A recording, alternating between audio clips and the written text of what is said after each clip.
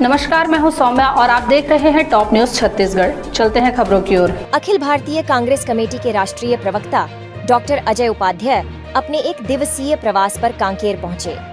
उन्होंने कार्यकर्ताओं से मुलाकात कर चुनाव की जानकारी ली। मीडिया से चर्चा के दौरान उन्होंने भारतीय जनता पार्टी पर जमकर निशाना साधा। उन्होंने कहा कि 5 साल की उनकी कांग्रेस सरकार ने जो जन कल्याणकारी योजनाएं चलाकर राज्य की जनता को लाभ पहुंचाया है, उसका फायदा पार्टी को जरूर मिलेगा। इस बार भी जनता अपना आशीर्वाद देकर प्रदेश में काबिज करेगी। घोषणा पत्र जारी करने के सवाल पर उन्होंने कहा कि घोषणा पत्र की तैयारी पूरी हो चुकी है।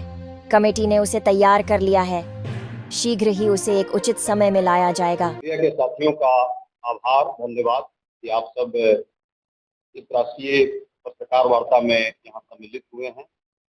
मैं बड़ा भाई मानता हूँ से राजेश तिवारी जी को, और विद्वान बुद्धिजीवी राष्ट्रीय सचिव के अलावे इनकी जो पहचान है एक संगठनकर्ता की है, हमारे बीच हैं। हम सबके लिए भी सौभाग्य की बात है। जिला कांग्रेस कमेटी की अध्यक्षा बहन सुभद्रा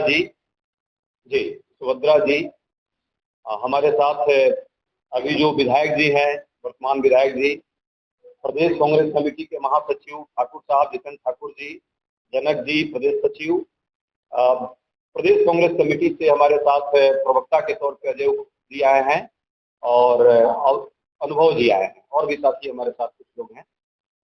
आज के पत्रकार वार्ता का मुख्य उद्देश्य है, जिस तरह से पूरे प्रदेश में आप सबने देखा है, विगत 5 वर्षों में कांग्रेस की सरकार ने विकास की जो गंगा बहाई, जिस तरह से किसान, मजदूर, वंचित, गरीब, महिला और नौजवानों के उत्थान के लिए, आदिवासी और दलित समाज के उत्थान के लिए जिस तरह निरंतर न्याय देने का काम हमारी सरकार ने किया, कहीं न कहीं उसकी चर्चा न केवल छत्तीसगढ़ बल्कि पूरे देश में है, और अन्य राज्य भी इस छत्तीसगढ़िया विकास के मॉडल को अपनाने का लगातार निरंतर प्रयास कर रहे हैं। गोधन योजना, गोठान योजना, इन योजनाओं की चर्चा आज राष्ट्रव्यापी स्तर पर है, और जिस तरह से 65 पुरस्कार इस प्रदेश को विकास कार्यों के कारण मिला, ये अपने आप में अन्य राज्यों के लिए भी अनुकरणीय है। लगातार हमने देखा है पिछले 5 वर्षों में भूपेश सरकार के कार्यों के कारण किसानों के आय में किस तरह से बढ़ोतरी हुई, जबकि केंद्रीय स्तर पर जो सरकार है, केंद्र सरकार का ये डेटा है जिस तरह से जो आय दोगुनी करने की बात करती थी, आज लागत दोगुनी हो गई और आय जो है किसानों की मात्र 27 रुपये प्रतिदिन रह गई है। जबकि हमारे यहाँ किसानों के लिए कर्ज माफी से लेकर के इनपुट कॉस्ट जो सब्सिडी हमने दी, जिस तरह से लगातार उनके खातों में राजीव गांधी न्याय किसान योजना के तहत जिस तरह से हमने डायरेक्ट बेनिफिट देने का काम किया, इन सारी योजनाओं का लाभ किसानों को हुआ, और किसानों के आय में न केवल बढ़ोतरी हुई है बल्कि उससे पूरी ग्रामीण अर्थव्यवस्था जो है हमारा एक तरह से पूर्ण रूप में उन्नति के कगार पर है, और उसका पूरे राष्ट्र में छत्तीसगढ़ जो एक विकसित प्रदेश के तौर पे उभरने का काम किया है, वो कहीं न कहीं पूरे राष्ट्र में इसकी चर्चा है। जिस तरह से लगातार किसानों के अलावे जो हमने वादे किए थे अपने घोषणा पत्र में, हमने सभी वादों को निभाने का काम किया। वादों को न केवल हमने निभाया है बल्कि उसमें और कार्यों को करके और बढ़ाने का काम किया। लगातार बिजली बिल हाफ करने की बात हो, आवास योजना जो न्याय आवास योजना की बात हो, जिस तरह से मुख्यमंत्री जी ने उसको लोगों को न्याय देने का काम आवास के क्षेत्र में किया।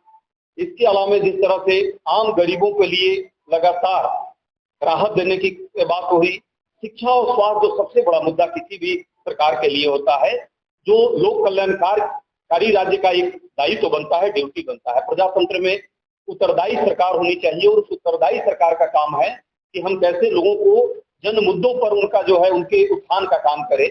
भूपेश सरकार ने पूरे संकल्पना के साथ, प्रतिबद्धता के साथ शिक्षा के क्षेत्र में न्याय देने का काम किया।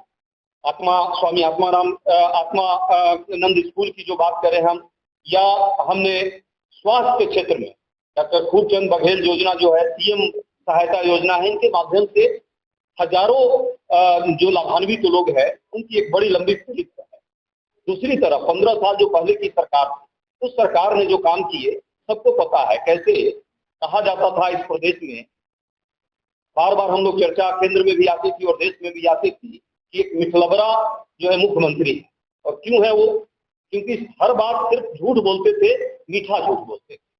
दुर्भाग्य से अभी प्रधानमंत्री जी हमारे इस प्रदेश में आए और एक बड़ा उन्होंने भी झूठ बोलने का काम किया। सबको पता है भारत में किस तरह लगातार घोषणा पत्र के माध्यम से या घोषणाओं के माध्यम से प्रधानमंत्री जी झूठ बोलते हैं। लेकिन छत्तीसगढ़ के लोग जिस तरह से गांधी जी के विचारों से प्रभावित है, जिस तरह से यहाँ सत्य और अहिंसा की बात करने वाले लोग हैं, जो सत्य को स्वीकारने वाले लोग हैं, यहाँ की सांस्कृतिक विरासत सत्यता की है, प्रेम की है, सद्भाव की है, उसमें प्रधानमंत्री जी आकर के आपके इस प्रदेश में आकर झूठ बोल रहे हैं। नगरनार स्टील प्लांट संयंत्र बेचने की बात ऑलरेडी हो रही है, टेंडरिंग हो रही है, और यहाँ आकर कहते हैं ऐसा कुछ नहीं हुआ। ये अपने आप में एक बड़ा झूठा है, प्रश्न है। और पूरे प्रदेश के लोग पूछ रहे हैं, मैं आज कई जगह पे कई जिलों में जा रहा हूँ, पूछ रहे हैं कि प्रदेश में 15 साल पहले जो एक मुख्यमंत्री होते थे, पिछले 5 साल पहले जब वो हटे तो लोग कहते थे मिठलबरा मुख्यमंत्री।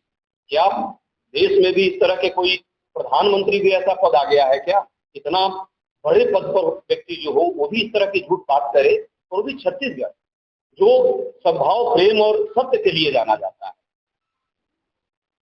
तीसरी जो सबसे महत्वपूर्ण बात हमने देखी है, अभी एक चर्चा हमारी हो रही है सब जगह, जिस तरह से हमने किसानों के लिए काम किया और जो धान खरीदी काम हमारा जो सबसे महत्वपूर्ण है, उनको हमने 2500 रुपए का जो प्रति क्विंटल का जो दाम देने का काम किया।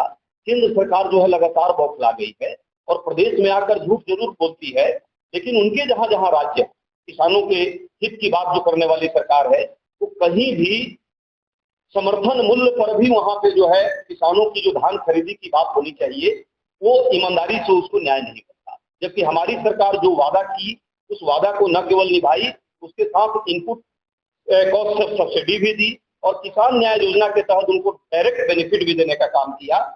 जब हमने केंद्र सरकार से मांग की कि भाई हमारा जो स्टॉक है आप लेने का, तो ये था अब तक का खबरों का सिलसिला। आप बने रहिए हमारे साथ टॉप न्यूज़ छत्तीसगढ़ पर।